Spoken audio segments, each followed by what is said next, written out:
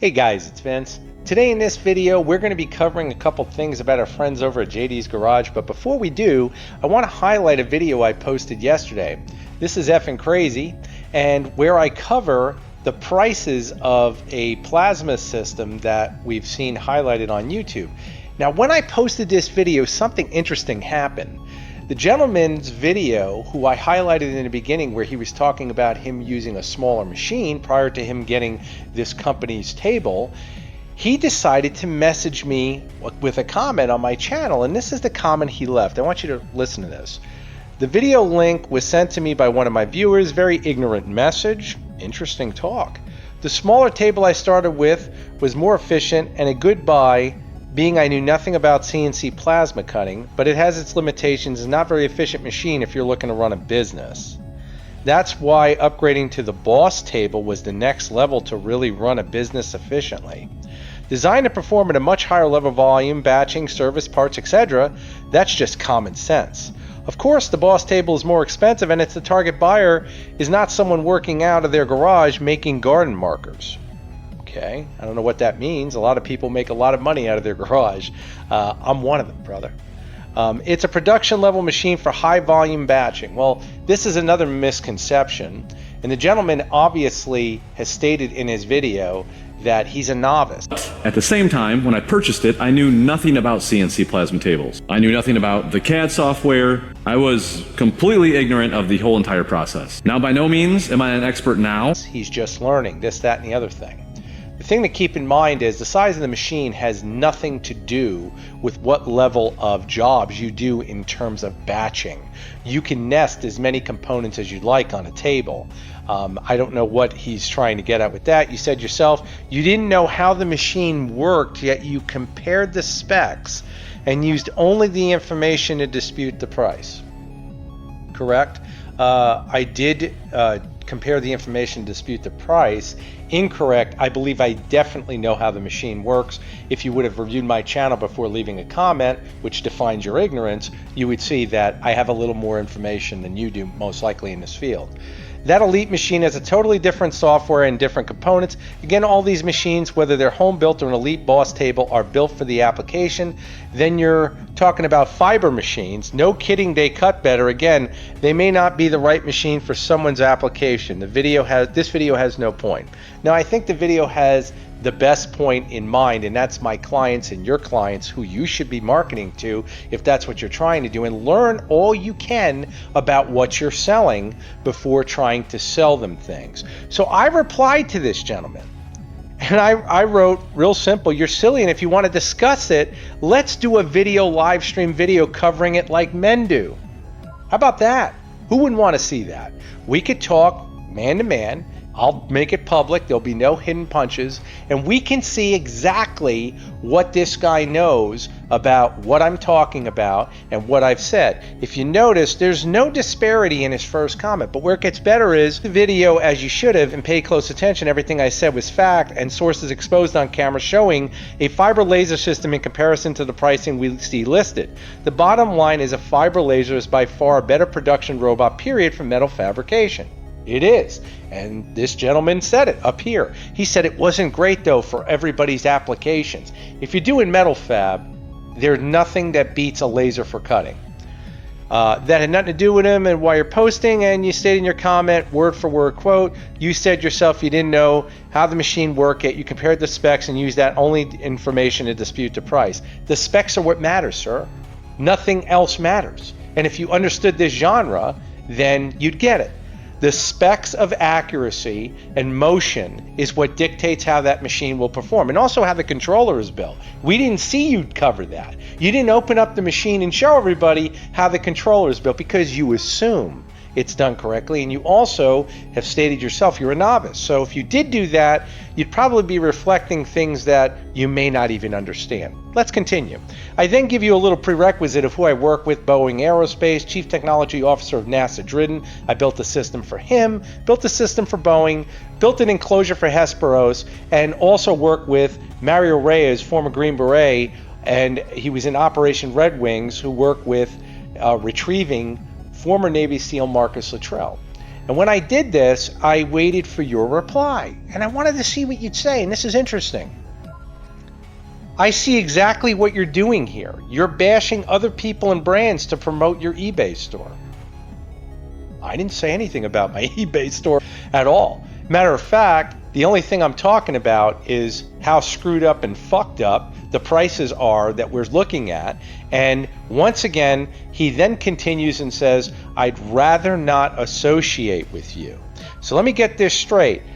I present you an offer if you feel that you're being misrepresented or whatever happened in the video, because of course I said nothing negative about you at all.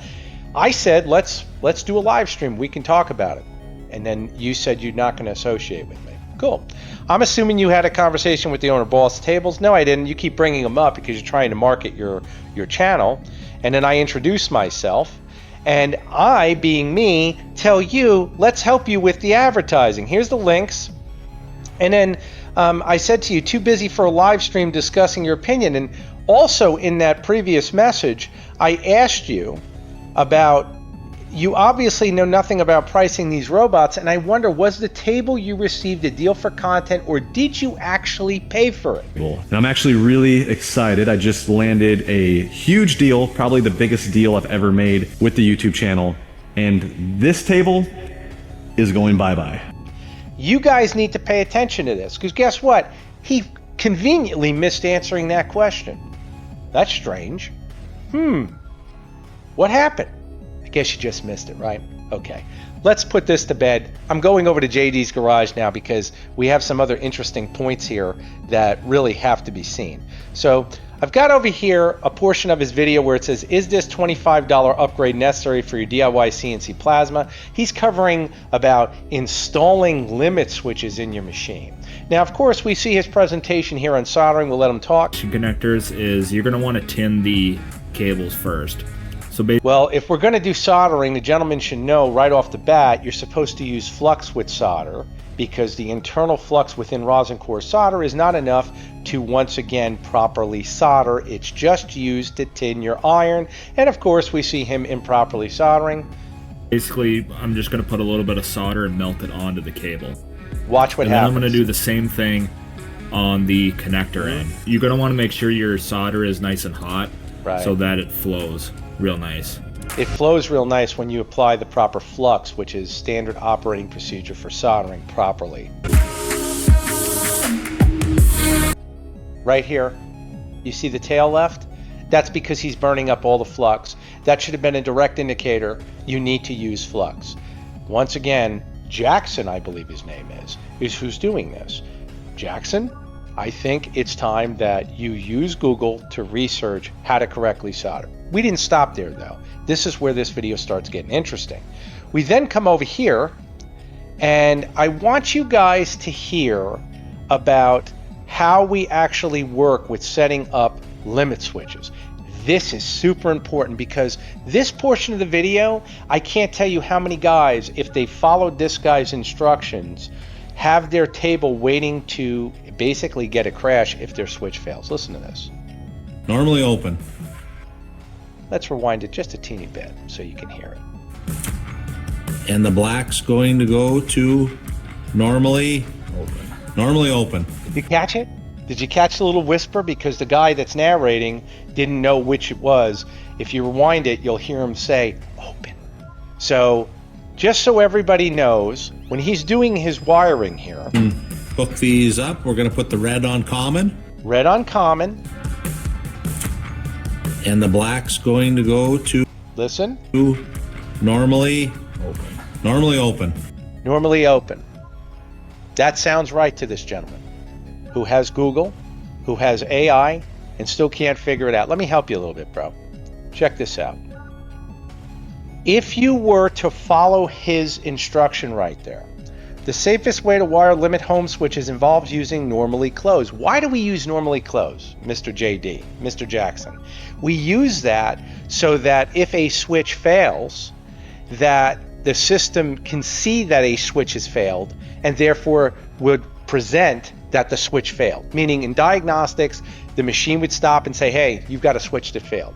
If you use normally open, meaning the circuit is always open like this, it cannot detect that a switch has failed, which means you're basically waiting for a crash to happen before finding out your switch failed.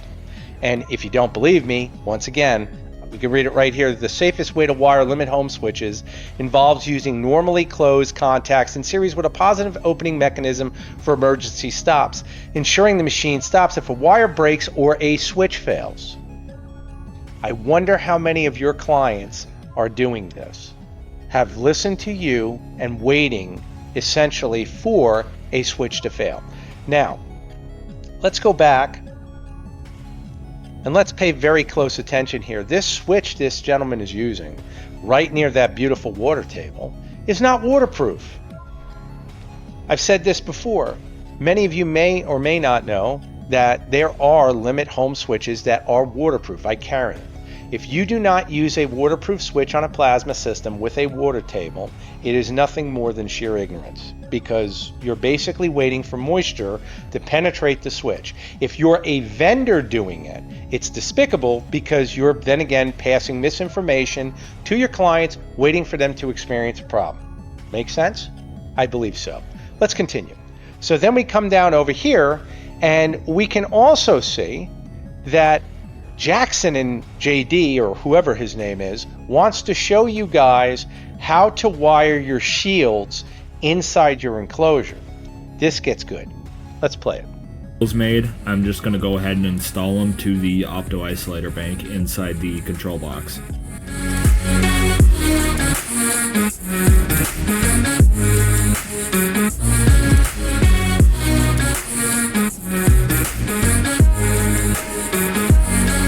Now we can see all these shields right here, which of course are bare, and nothing is insulated. So God forbid anything metal makes contact with it. Who cares? We don't care if we're showing this to the people. Either way, guys, all of your grounds, meaning your shield drain, should be allocated to an allocated ground bus. You should not have bare leads going to a terminal block. I do not know where this terminal block goes, nor does he cover it.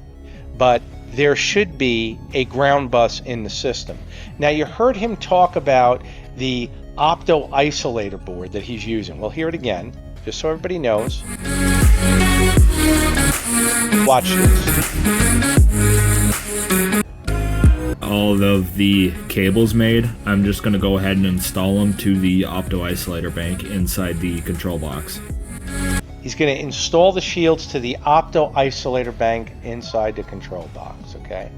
This, once again, is a mistake, and I'm going to prove it's a mistake with open available sources of data, not just me stating it, even though it should tell you something.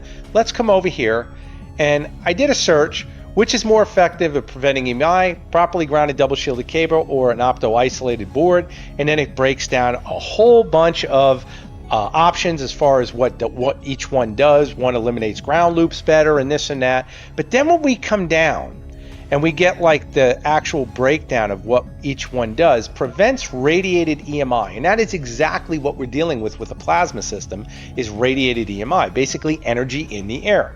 Properly grounded double shielded cable, yes, reflects and absorbs EMI traveling through the air. Opto isolator bank, no, only prevents EMI that is conducted alongside the physical wire. Then on the bottom, okay, conclusion, okay? For the best protection in extremely noisy industrial settings, you may need to use both. That's up to you guys if you want to do that. Totally up to you. An opto isolator bank is most effective for blocking conducted noise, ground loops, and voltage surges. Did you hear it said conducted noise? Interesting.